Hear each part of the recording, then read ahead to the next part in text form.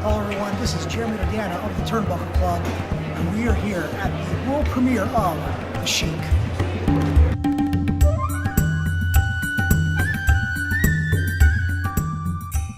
Hello to all my friends here, Toronto, and also around the world.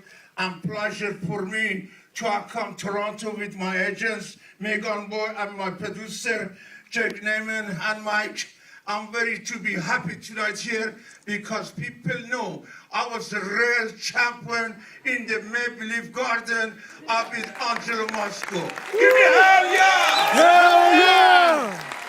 So, I want to say again, from Calgary, Alberta, to Nova Scotia, Newfoundland, Olympic City, Montreal, they know the Iron Sheik. And I love Canada. I love America. I born all country, but I made Canada and America. And I want to say to all my movie fans and wrestling fans, hello, I love you guys. God bless you.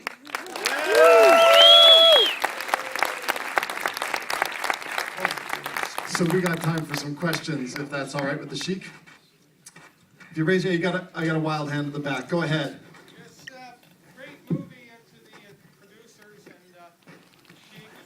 Sheik, media outlets are reporting yesterday that you were angry at the mayor of Toronto, Rob Ford, because you were supposed to meet with him, you didn't show up. And there were some media outlets are saying that you endorsed Olivia Chow for mayor. Is that so? You're absolutely right, sir. Because Olivia. First question is, in terms of in-ring chemistry with your best opponent and then your worst opponent, who would they be? And secondly, what would you say if that LA Clippers owner, Mr. Sterling, was here right now? What would you say to him? I want you to cut a promo on him, please. So I don't know if it. Thank you.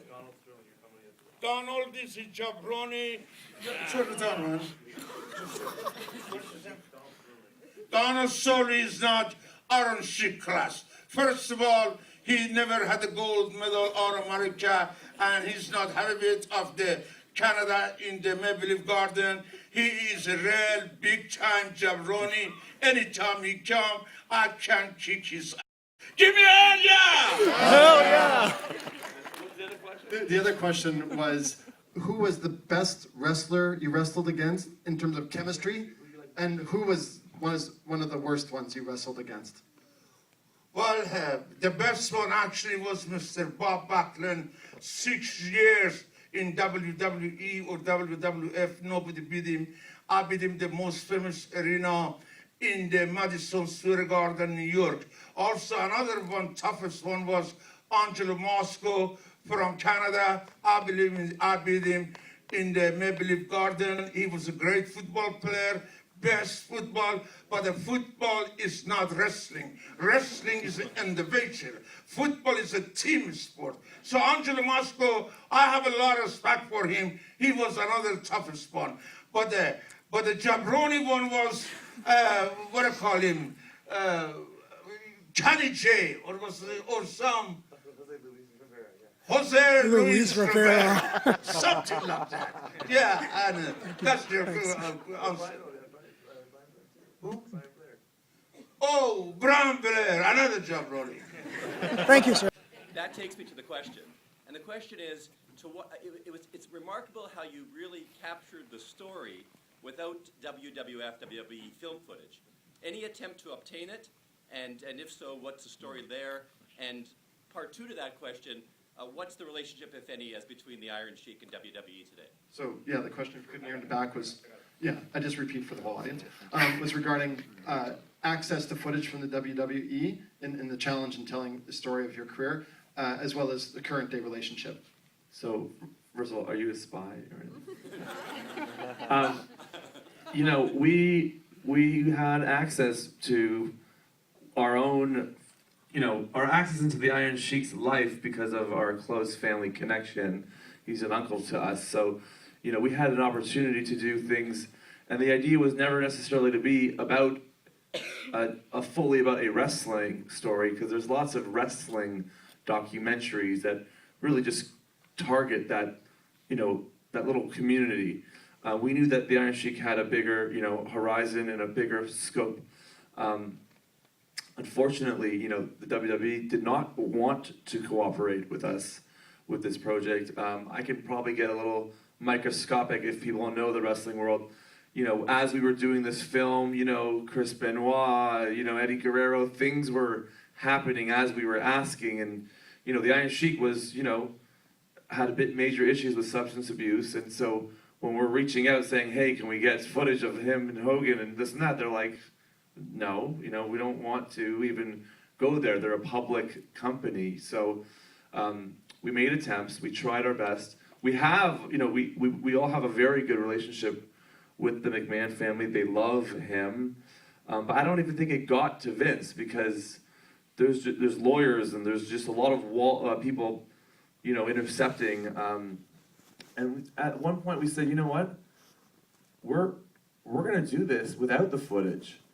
We're gonna show a legacy that's, beyond, the 4 years that you remember from '84 to '88 about the Iron Sheik. I feel like this is a very raw but authentic way to kind of put forth the film, and I hope that everyone, feels that way versus saying, oh, you should have had a, Orndorff or whatever match that would have made it great. Do you want to talk a bit about, because I saw an early cut of this film before you got some of the great interviews that are in it, Dwayne Johnson coming on. Do you guys want to talk a bit about how these interviews came about? Because I know it came about just because of a respect for the Sheik.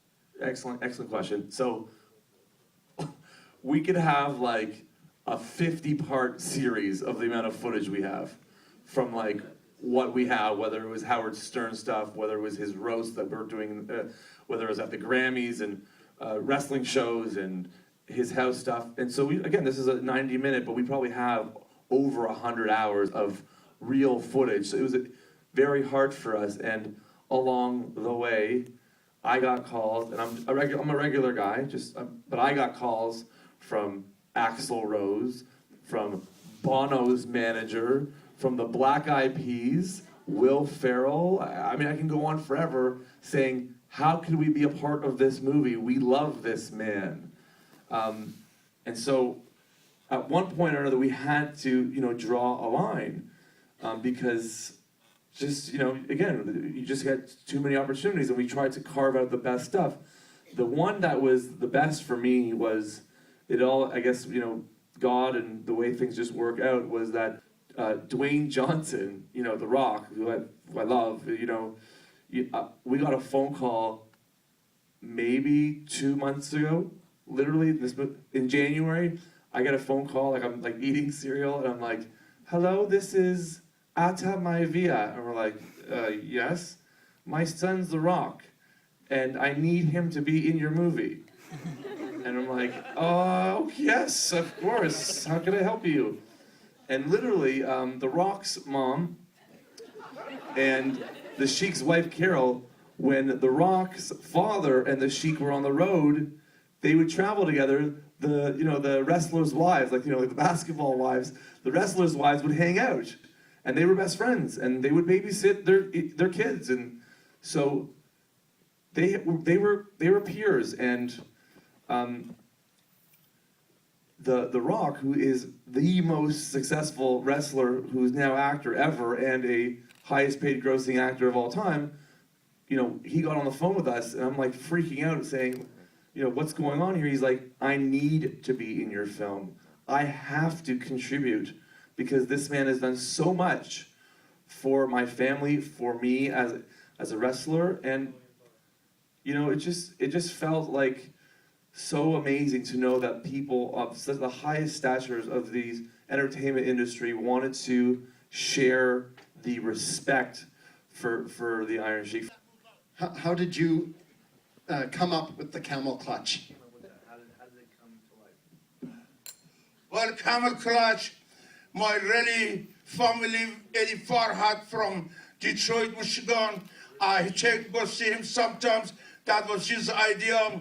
And then that was a match. my gimmick today, I put in Camel Clutch. Camel Clutch is one of the dangerous moves. I don't want any kids to try it or practice home.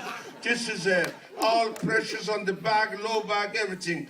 Camel Clutch was my best finish, and that was my family from Michigan. Eddie Farhad, the old Sheik, show me, teach me, and it was my idea. I can verify that. My brother put me in the Camel Clutch many times as a young boy. It's not a fun position to be in. When you were a child, who was your hero? Well, my hero in old country, Ghulam Reza Tafti, for Olympic, he was the best Iranian we had. That was I was talking about him, politician, something happened, he passed away young day, and he's young. That was the best Iranian, Ghulam Reza Tafti. Also, for my movie, and in Canada, Mr. Jack Newman and his partner, Michael, and young, my agents, they helped me for that movie. That's the best people to help me about that. So I'm very happy to be tonight in Toronto. Thank you. So the question is, how did you overcome your addiction? Well, good question. I finally, after many years, I saw the lights. I'm a religious man now. I go for my 3 kids, and I have 5 grandkids. Respect for my family, and respect #1 for myself and all my friends, for movie fans and wrestling fans.